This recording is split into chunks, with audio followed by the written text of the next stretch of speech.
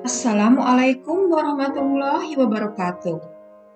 Halo anak-anak kelas 4, apa kabar dengan kalian hari ini? Semoga semua dalam keadaan sehat dan tetap semangat di dalam belajar. Di video pembelajaran kali ini kita akan belajar tema 6, cita-citaku, subtema 2, hebatnya cita-citaku, pembelajaran 2.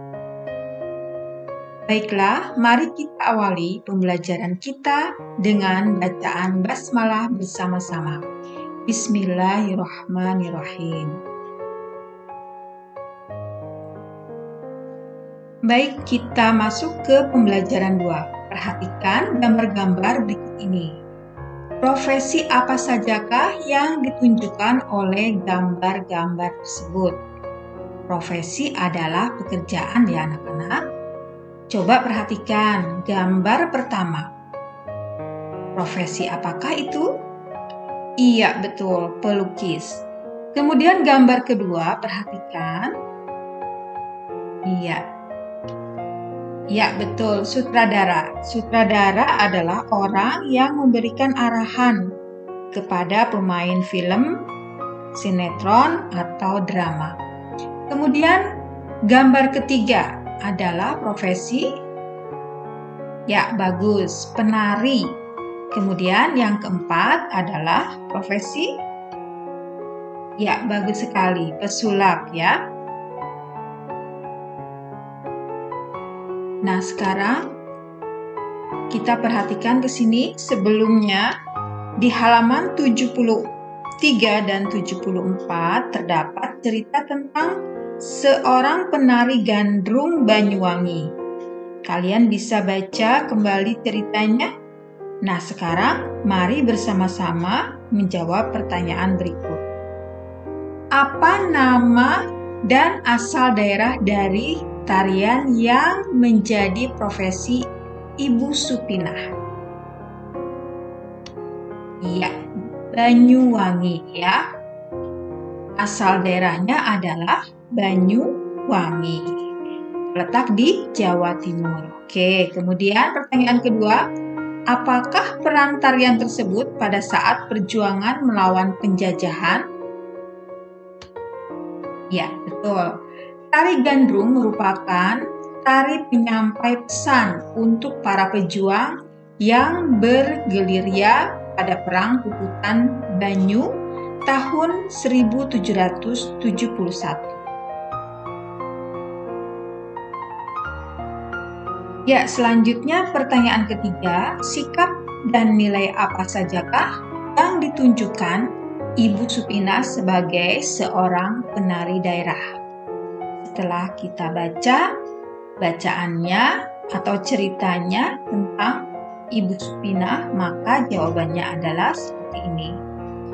Sebagai seorang penari, Ibu Supinah menunjukkan sikap belajar dengan rajin dan tidak pernah menyesali keputusannya dan merasa bangga dengan tari gandrung. Sedangkan nilai yang ditunjukkan adalah ikut mengenalkan budaya Indonesia kepada masyarakat di mancanegara. Pertanyaan keempat, menurutmu nilai, sikap, dan keterampilan apa saja yang diperlukan untuk menjadi seorang penari? Nah, silahkan kalian memberikan jawabannya sesuai dengan apa yang sudah kalian baca ya. Nah, ini Ibu hanya memberi contoh saja. Sikap yang diperlukan untuk menjadi seorang penari adalah sikap cinta dan bangga atas kebudayaan bangsa. Sementara sikap yang dibutuhkan adalah kedisiplinan, kerja keras, dan pantang menyerah dalam berlatih. Adapun keterampilan yang dibutuhkan adalah keterampilan melakukan gerakan tarian dengan baik. Nah, sikap dan nilai-nilai inilah yang harus kalian tiru ya dari seorang Ibu Supinah.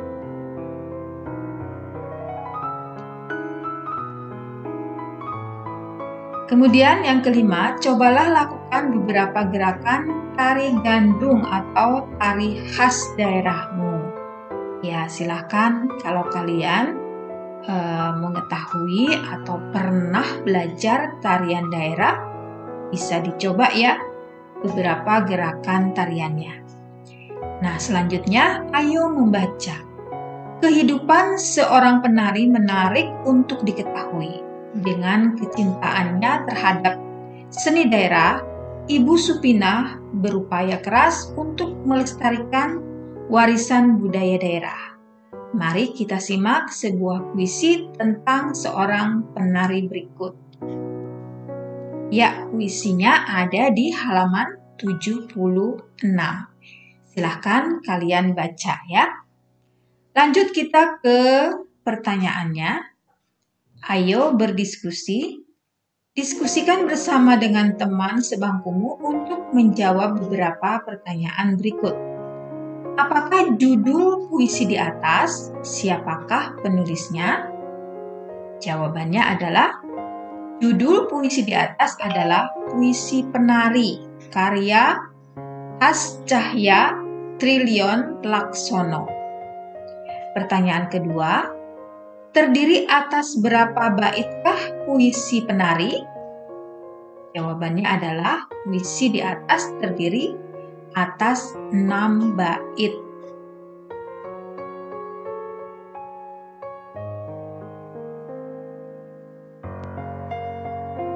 Pertanyaan ketiga, terdiri atas berapa bariskah puisi tersebut? Jawabannya, setiap bait terdiri dari 2 baris dan 12 baris seluruhnya. Berarti secara keseluruhan itu ada 12 baris. Kemudian pertanyaan keempat, bercerita tentang apakah puisi penari? Buatlah sebuah paragraf yang menceritakan isi puisi tersebut. Nah, ini Ibu berikan jawaban alternatif ya. Kalian boleh menjawab dengan pemikiran atau pendapat kalian sendiri. Jawaban Ibu adalah puisi penari menceritakan tentang keindahan tarian yang dibawakan dengan ketulusan hati, tercermin dari gerakannya yang gemulai, senyuman, lirikan yang tajam, dan jemari yang menari dengan diiringi irama tarian. Buatlah sebuah gambar yang menggambarkan kisah dalam puisi penari. Ya, contoh gambarnya seperti ini ya. Kalian boleh berbeda, yang penting menggambarkan kisah dalam puisi penari. Pada halaman 78, terdapat perintah pasangkan keterangan berikut ini dengan gambar yang sesuai agar kamu mengetahui nama tari dan asal tari daerah tersebut. Amati gambar tari berikut. Ya, yang sebelah kiri adalah tari apa, anak-anak? Kalian boleh bisa memasangkan dengan keterangan yang ada di atas ya. Iya, betul. Tari pendek dari Bali. Kemudian yang sebelah kanan, ya, bagus. Tari piring dari Sumatera Barat. Gambar berikutnya sebelah kiri adalah tari apa? Iya, betul. Tari remo dari Jawa Timur. Kemudian sebelah kanan, ya, bagus.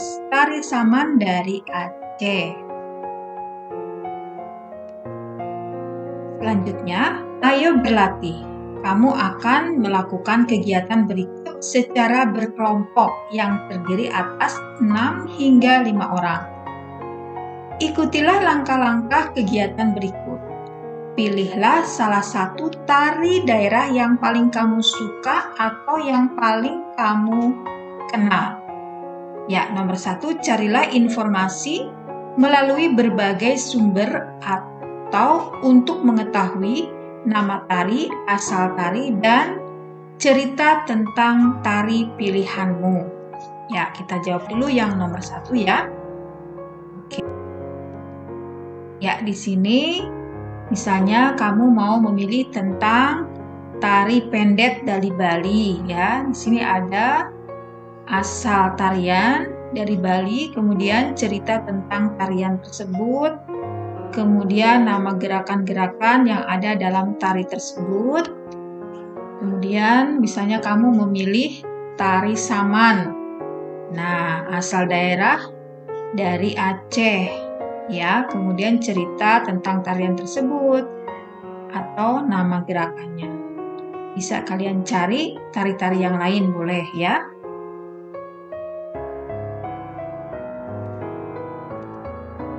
Kemudian pada halaman 79 dan 80 ya, terdapat bacaan manfaat makhluk hidup di sekitar kita.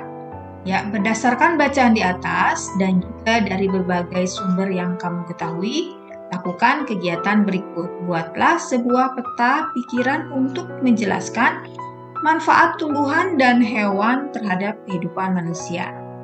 Nah, Ibu contohkan peta pikirannya seperti ini ya. Nah, seperti ini.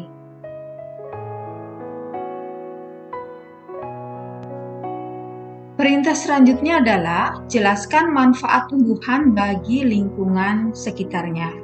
Jawabannya, manfaat tumbuhan bagi lingkungan sekitarnya adalah sebagai bahan makanan, bahan pakaian, penghasil oksigen, dan penyerap karbon dioksida. Kemudian yang ketiga, jelaskan manfaat hewan bagi lingkungan sekitarnya. Manfaat hewan bagi lingkungan sekitarnya adalah sebagai bahan makanan, bahan pakaian, objek uji coba, bahan obat, bahan kerajinan, dan membantu pekerjaan manusia. Apakah yang akan terjadi pada daerah yang tidak subur sehingga tumbuhan sulit tumbuh? Yang akan terjadi adalah suhunya akan berubah secara drastis.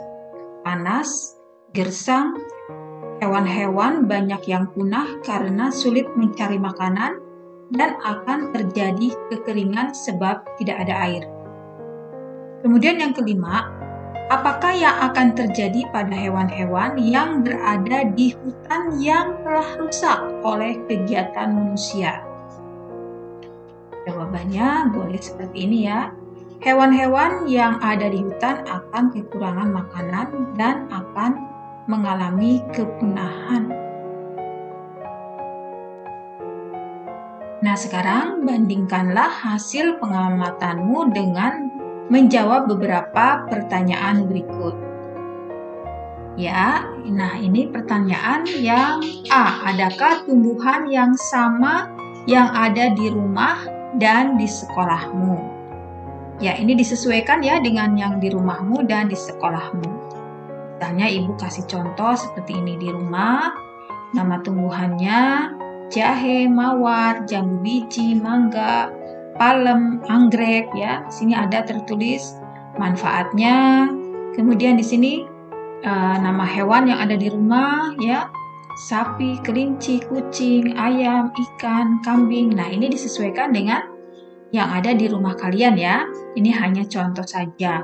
Kemudian yang di sekolahnya adalah melati, mawar, ketapang, felicium, palem, kamboja. Kemudian nama hewannya ada tertulis di situ. Nah, di sini pertanyaannya, adakah tumbuhan yang sama yang ada di rumah dan di sekolahmu? Nah, dari contoh ini, tumbuhan yang sama adalah ya mawar, kemudian nama tumbuhan yang di sekolah juga yang sama adalah palem ya. Ya. Jadi mawar dan palem ya. Mawar di rumah ada, di sekolah juga ada. Kemudian palem juga di rumah ada, di sekolah juga ada. Bandingkanlah hasil pengamatanmu dengan menjawab beberapa pertanyaan berikut ini. Ya, tadi yang A sudah ya, sekarang yang B. Jika ada, apakah keduanya dimanfaatkan dengan cara yang sama? Jelaskan. Ya, keduanya maksudnya di rumah dan di sekolah. Misalnya keduanya dimanfaatkan sebagai peneduh dan sebagai tanaman hias. Ini tanaman tadi yang sama ya, mawar dan palem tadi. Kemudian bandingkanlah hasil pengamatanmu dengan menjawab beberapa pertanyaan berikut ini. Sekarang yang C. Adakah hewan yang sama yang ada di rumah dan di sekolahmu? Ada ya, tadi adalah ikan ya. Oke, ya disesuaikan dengan yang ada di rumah dan di sekolahmu. Ini hanya sebagai contoh saja. Kemudian yang D, jika ada, apakah keduanya dimanfaatkan dengan cara yang sama? Jelaskan.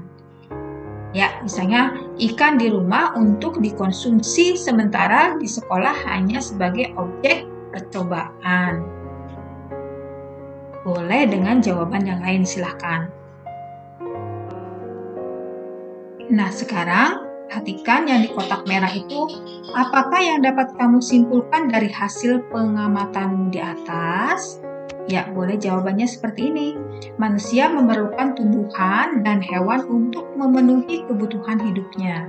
Tumbuhan dan hewan perlu dijaga kelestariannya. Nah, anak-anak, sampai di sini dulu perjumpaan kita untuk tema 6 subtema 2 pembelajaran 2 ya. Semoga apa yang udah Ibu sampaikan bisa bermanfaat dan bisa membantu belajar kalian semua. Mari kita akhiri dengan membaca hamdalah bersama-sama. Alhamdulillahirabbil alamin. Wassalamualaikum warahmatullahi wabarakatuh. Sampai jumpa lagi di video selanjutnya. Terima kasih.